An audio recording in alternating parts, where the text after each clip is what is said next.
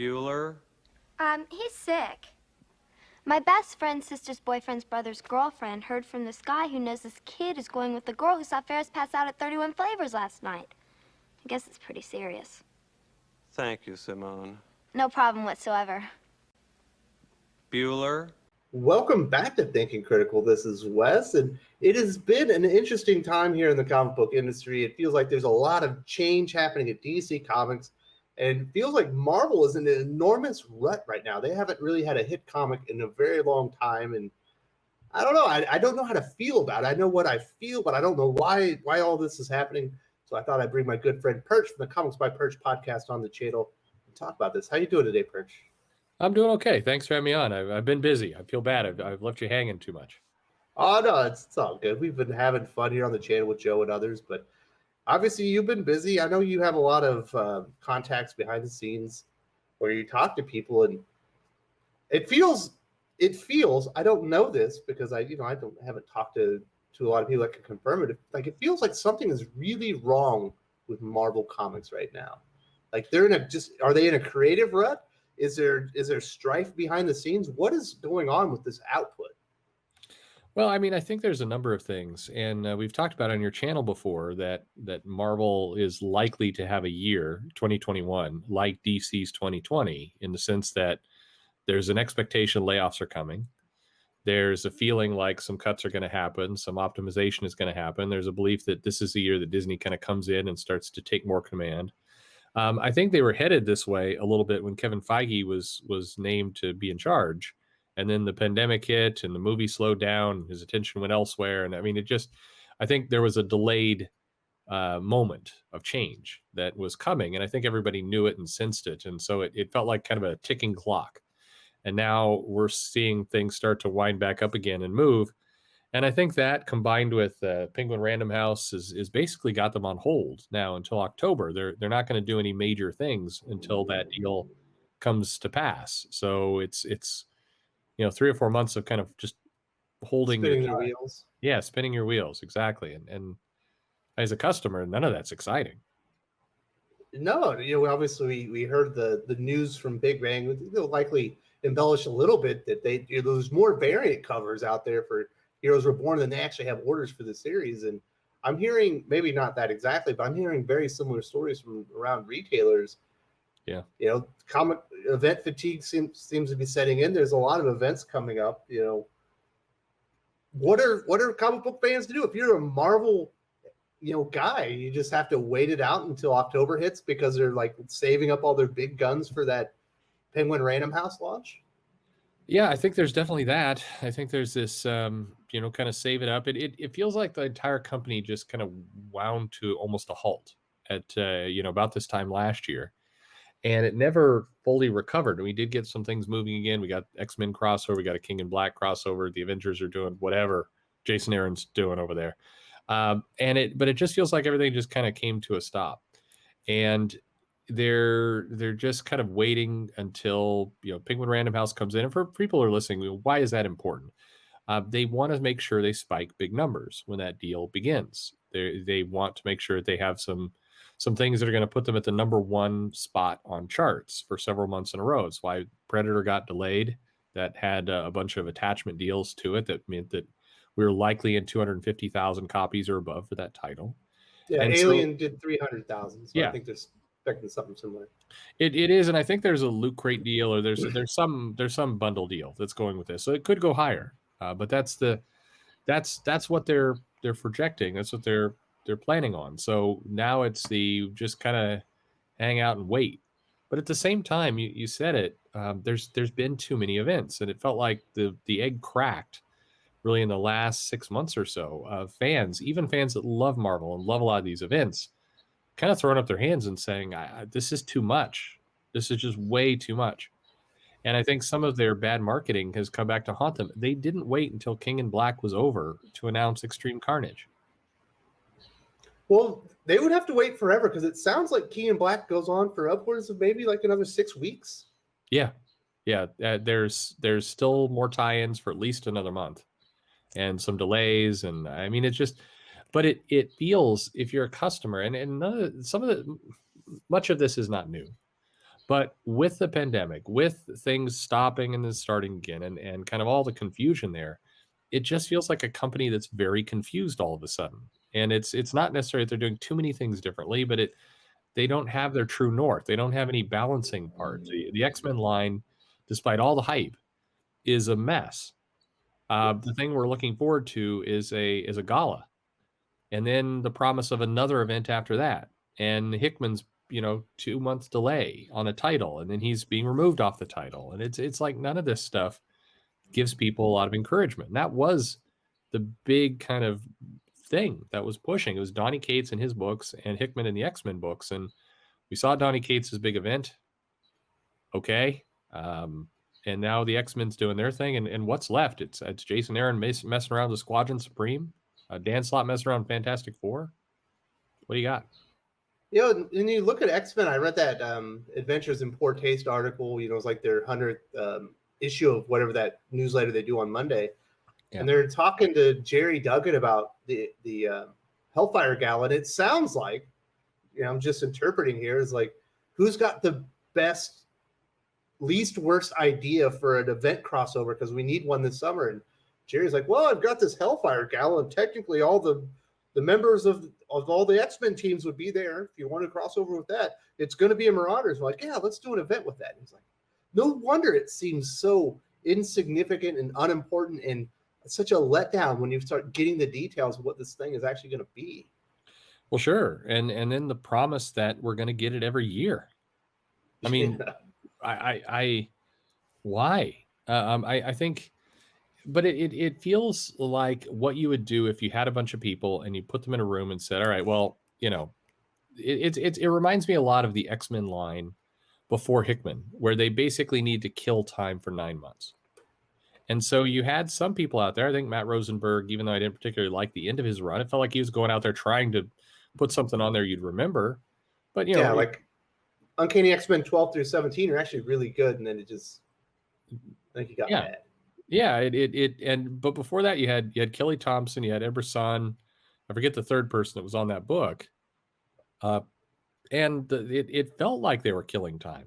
The Age of X-Men felt like they were just like, well, it's we've got to somehow get through the spring. So here you go, put this out. And they're entertaining themselves, they're entertaining their friends on Twitter. It doesn't feel like a thoughtful strategy. And I hate to be negative. Marvel is the company that I grew up with more than DC, even though absolutely I love Legion and several, the Batman runs in the 70s, and I have fond memories a lot of DC. Marvel is where my heart often is. So it feels to me like my heart's there, but theirs isn't. And it's a terrible place to be. Yeah, it's incredibly frustrating. Me personally, I'm more of a DC reader. And I go over to DC, and we got the Infinite Frontier obviously kicked off out of Dark Knight's Death Metal. Then we got this Future State event.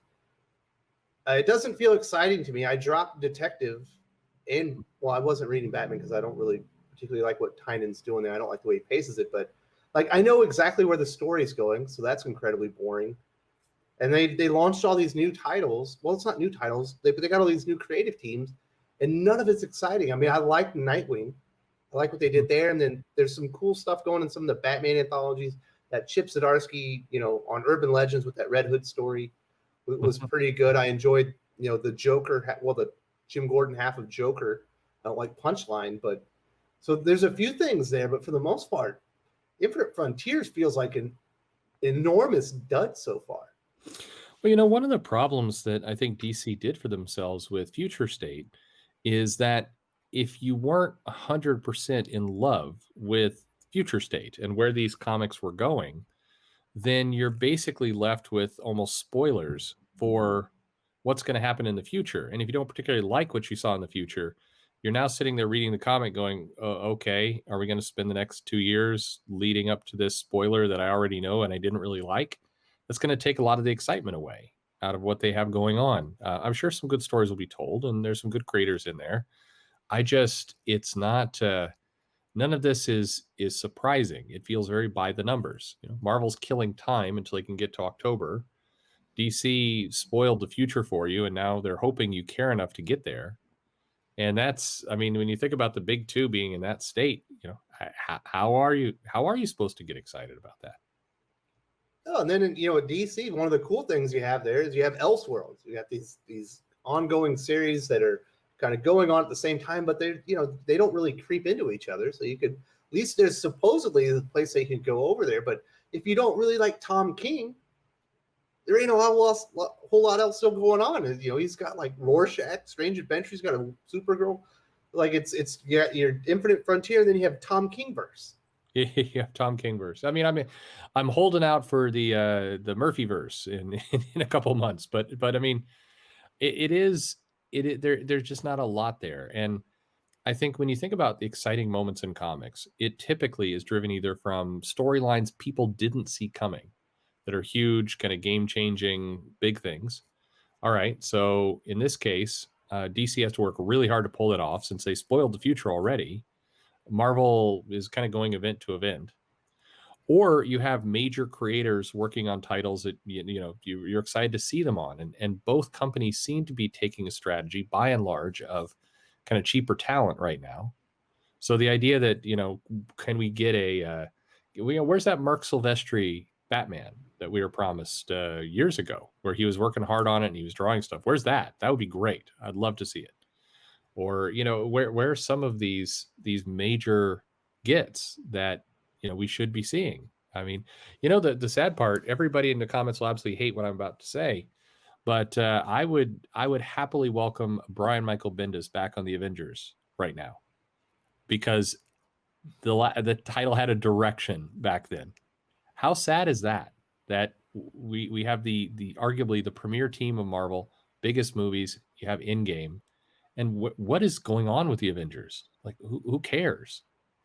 I mean, you've got me wishing Bendis would come back to the book. That's where we're at.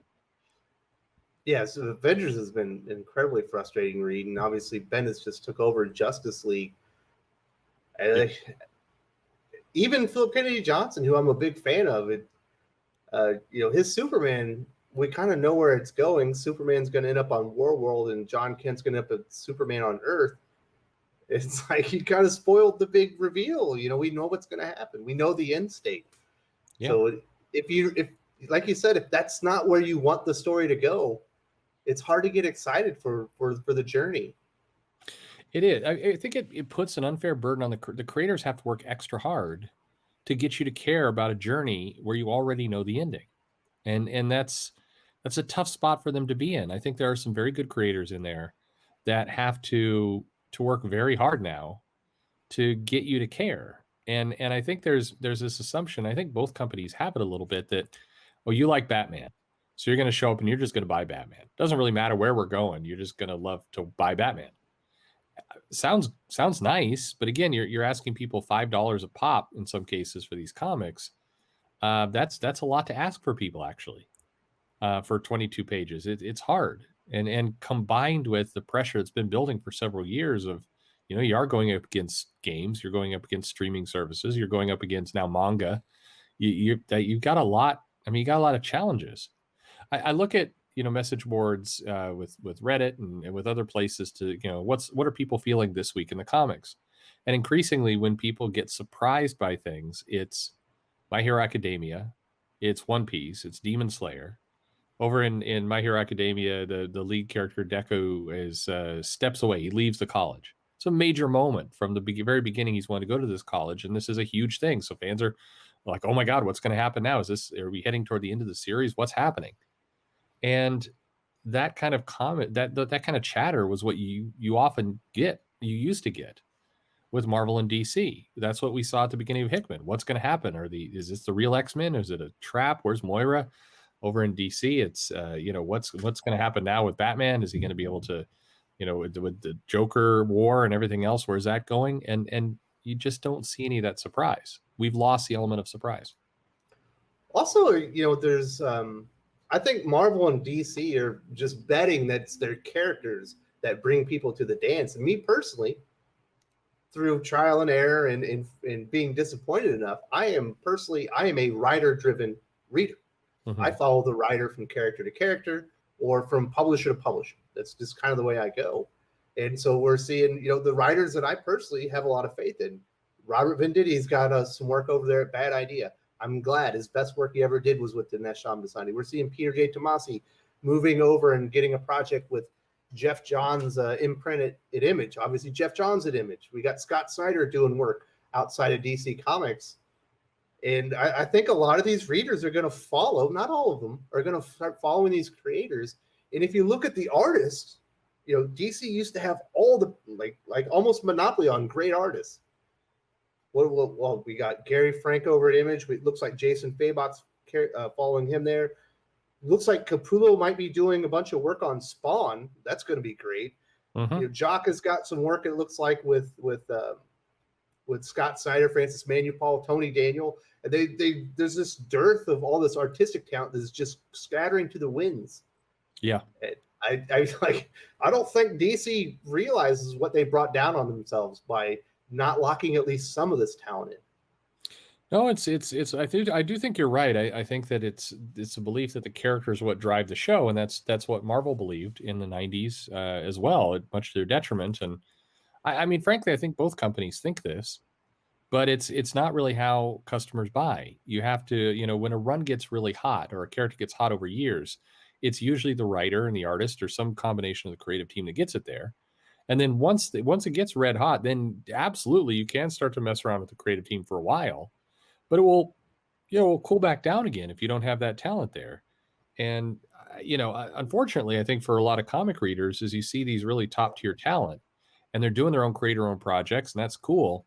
But and I know a lot of people wouldn't admit it this way.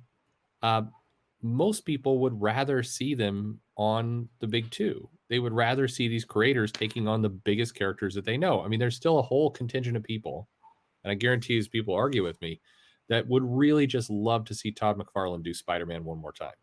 That's what they would love to see. And so kind of the worst of both worlds happen. The big two lose out on their powerful creators, and the indies, the big creators, go to the indies and do their thing. And people are like, okay, I mean, we'll follow you to some extent, but what we really want you to do is, do Batman, do Superman, do the Avengers, do Spider-Man. So we'll see a decrease in numbers on their end as well. And you see it in the sales. That's the reality is they don't bring all of their audience over. They bring some, and then it tends to decline. And it's so kind of everybody loses in this scenario, at least, from a certain perspective. I think for definitely some creators financially, it's better off. They're doing what they're doing, but I don't know. I'm trying to come up with the upside here because it's a downer of a discussion. Well, there is some upside because there are a lot of creators that don't want to work in the big two. Ed Brubaker being one of them. We see Kieran Gillen, although he's getting some Marvel work right now, he's got a lot of creator-owned stuff on the indies. And if we see more of these big-name creators move over to Boom or Image or whatever, maybe it entices a few readers that were strictly big two to check out some of these creators. The problem is I don't think they're going to go back to the big two because you're not going to find a better crime comic book than Ed Brubaker and Sean Phillips right now. Not even in Batman. No, agreed. I mean, that is the opportunity really is now for some of these small companies. If they have the money and the time, now it actually is the moment where you can be the next, certainly the next Image, but maybe you could be the next Marvel or DC as well. It's time for you to go all out. If you're AWA, if you're Boom, if you're companies like that, like now's your opening. You can take it for a decade or more.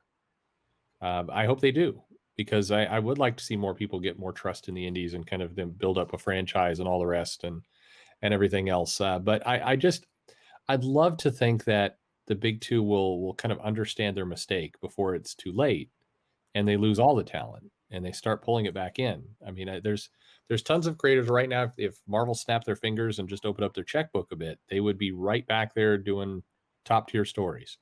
If they paid their editors a little bit more, so maybe things made a little bit more coherent sense, spaced out their events. I mean, it's not rocket science, the formula they need to follow. And I hope they'll do it. Yeah, it's crazy. Like, we'll talk about Heroes Reborn. The idea of a DC Heroes, Squadron Supreme coming in and kind of taking over the Marvel Universe for a few months isn't the worst idea in the history of the world. Actually, It could be pretty exciting if executed well. But Like, how the hell did we get here? Like, you're right. There's no editorial guidance. There's no creativity in this. We're just jumping from thing to thing to thing. And so you have what could be a big event. There's no excitement for, because I don't like it. Doesn't. I almost get the feeling no one cares anymore. No, that's it. It feels like apathy. I mean, and that's been how the Avengers has run for a while. I mean, it's just kind of really cemented in my mind. Look at the last, I mean, 4 or 5 events that you've had there. We had a Phoenix tournament to pick the new Phoenix. This is a character with a 40-year legacy, more than that in Marvel, and they're going to pick a brand new character to be the Phoenix. That is once upon a time that was a Secret Wars, that was a Civil War level big time event. It's a major deal, and it was rolled out in 5 issues, just kind of casually, and now it's over, and we're moving right into Heroes Reborn. And before that, we had this this Moon Knight Khonshu take over the planet and put pyramids and cities and wielding Thor's hammer, and I mean, like, all kinds of crazy stuff. That too could have been an event. We had the Avengers in space with a brand new star brand that in theory is a big deal. Thor was a Brood, for that matter. I mean, they've been burning through massive storylines casually. It's astounding the amount of major things that would take once upon a time years to build up to and be paid off with huge money and huge sales. The Avengers went through a vampire storyline, went through Namor assembling all these, an army against a surface world, and it doesn't even matter. The stuff rolls out, and it's like, all right, here's the next one. Moon Knight takes over planet. Fine. Oh, we're done. Now let's do the Phoenix tournament. This done. Okay, now we'll get the Squadron Supreme in here. There's no pause. You've been doing these videos with Joe and Breen on like the Avengers Defenders War and the Kree Skull War, all these kind of major things that we remember today, 40 years plus later. These events that I'm talking about have the importance to be one of those, but they were executed so poorly. Who cares? Nobody's going to remember this. Yeah, and that's kind of the worst part about it. Obviously, you're in the same boat I am. I have a comic book YouTube channel. I got a podcast. I do a lot of work around the comic book industry. I read a ton of comic books. I hate feeling like this. I want to be excited. I want to be telling everybody, you won't believe it. We've got this, and this is all happening, and you're going to be excited for all of it. You're going to have to plan for this. You can't miss this. And it feels like more and more, it's like, you need to miss this. I don't want you getting burned out by the industry and leaving, because this stuff is being rolled out so poorly and it's so unexciting. Yeah. And, it's like, am I part of the problem here? But, when I talk to people, it's like, it's not just me. No, it's killing me. It reminds me, we've talked about the parallels to wrestling before. And the moment I find myself in, because I'm knowing a lot of people in the past who've been wrestling fans and everything else, you went through this red hot period of the Monday Night Wars and the 2 big promotions, WCW, WWF, fighting each other. The NWO is there, DX is there. They're going head to head. Ratings are huge.